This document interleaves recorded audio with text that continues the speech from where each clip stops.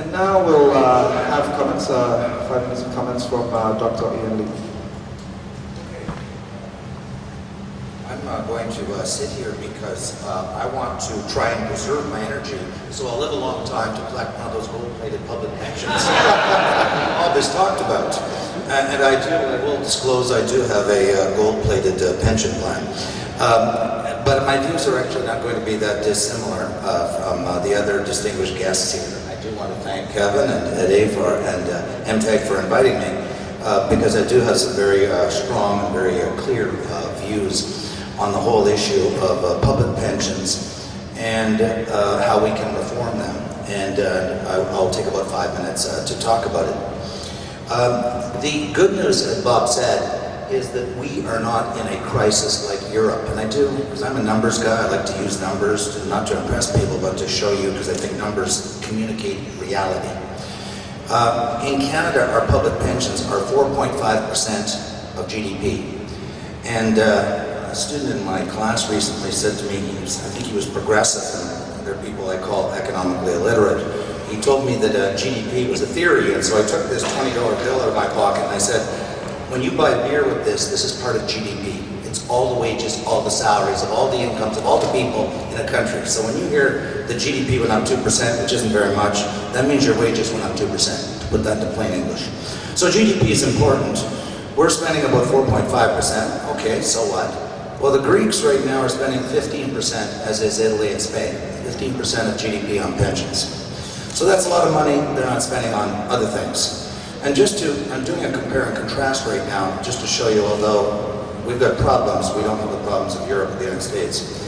It's been estimated by the European Statistical Agency that Europe, as we speak, has 33 trillion euros of unfunded pension liabilities. Now, most people don't know what euros is, but that's 40 trillion US dollars. So that's about 3 GDP, American GDPs. And the United States is worse. They have 66 trillion in unfunded. These are not exaggerated figures. These have been produced by very distinguished analysts. The 66 trillion comes from Bill Gross of PIMCO, the largest bond trading company in the world.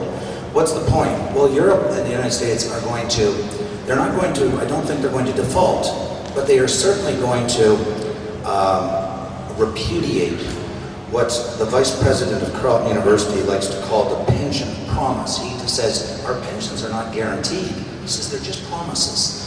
And so he calls it the pension promise, what we think we're going to get.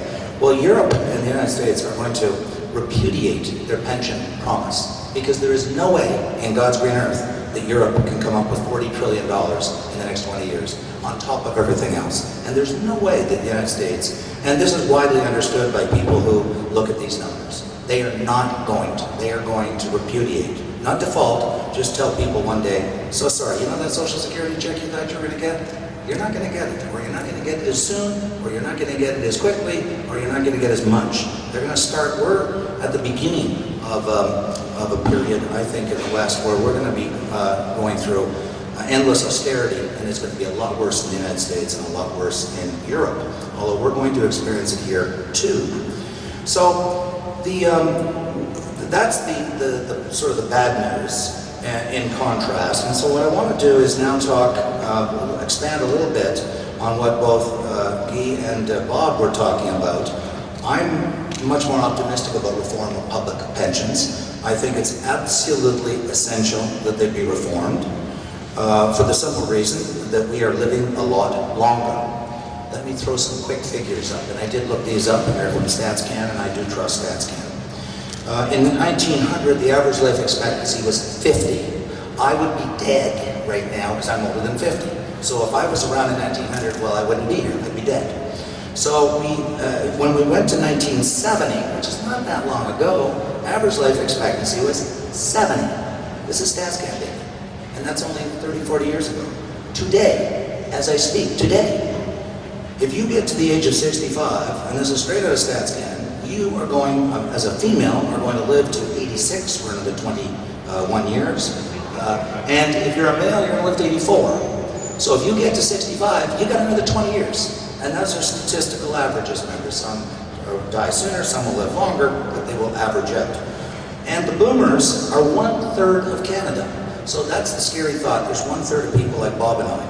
And we are going to become like the proverbial biblical band of locusts that's going to descend on the country in about 10 years when we retire, and we're going to eat everything in sight. Well, I'm going to eat more than you are then. And just to throw these numbers, before I get onto the reform issues, old age pension, and I was very discouraged by the debate which I participated in because a lot of people got stuck in the woods, in the weeds, saying, look, the old age pension is only 2% of GDP, which it is, by the way. And so they said, well, don't get excited about it. Well, right now, old age is $33 billion out of the government of Canada. And in about 20 years from now, it's going to be over $100 billion. And as the late, if I can quote a liberal, I don't normally quote liberals, but C.D. Howe is a good liberal, and he famously said, you know, $1 billion here, $1 billion there, sooner or later it adds up to real money. And old age is real money. And the other point I wanted to make is that the debate about the reform of old age must be understood in a larger context. Seniors are not going to only consume old age. They're going to be consuming health care.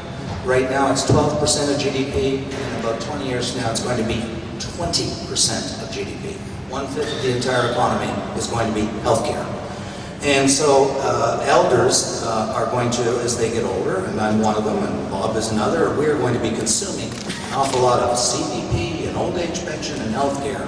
So we've got to deal with all of these demands by the voracious boomers who are going to be consuming gargantuan amounts of resources. So that now brings me, and I'll wrap up in the next couple of minutes, that brings me to OAS and MPs and public service. I was fortunate enough last August to be invited to the 5th annual strategic retreat of Finance Minister Flaherty. I really do believe he is one of the 3 finest, probably the finest Minister of Finance in the history of our country. He invited 22 or 23 people there. I was the only, no, I really was the poor guy, because all the rest of the people there were CEOs from across the country in different sectors, and so I was really the poorest person in the room, so I don't feel so bad about my pension now. And we were asked at the end of the second day, and Finance Minister Flaherty sat there. He didn't run out with a BlackBerry. He sat and listened to us for a day, which was really remarkable in itself. And he asked us, we all agreed we wouldn't quote each other, but we could quote ourselves. And each of us were asked to give the five most pressing pieces of advice that we think he should be addressing. And so I said, number 1, healthcare.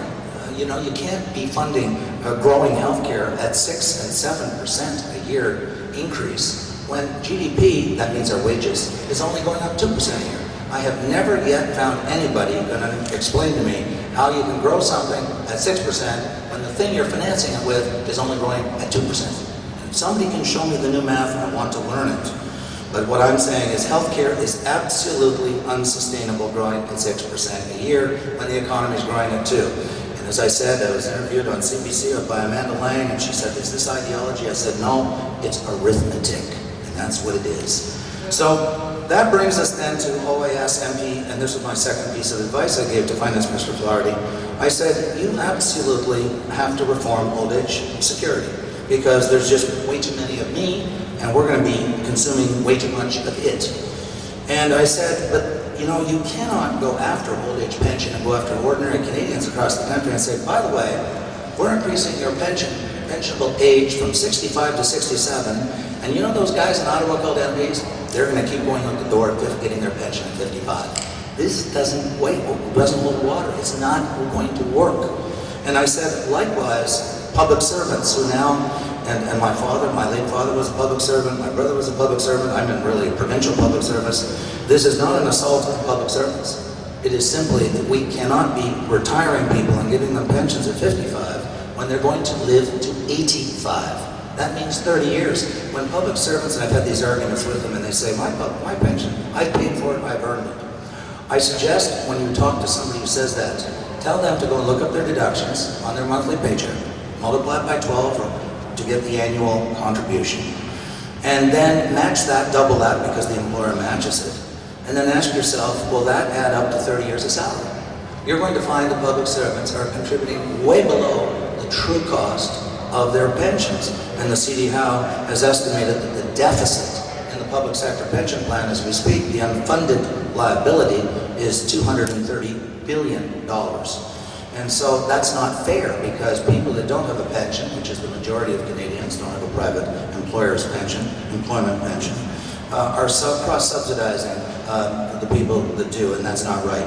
So municipal boards and municipal public servants, so that we use the OAS pensionable age as the standard for all other public pensions. If we increase it to 67, that should be the age for MPs, that should be the age for public servants, professors, teachers, provincial public servants, and so forth. So it becomes the metric, or the benchmark, whereby we benchmark. I'm not referring to private company pensions. I'm referring to public pensions paid for out of taxpayer dollars. So that's and I do think it's an act of will. Someone's got to break the logjam. I have confidence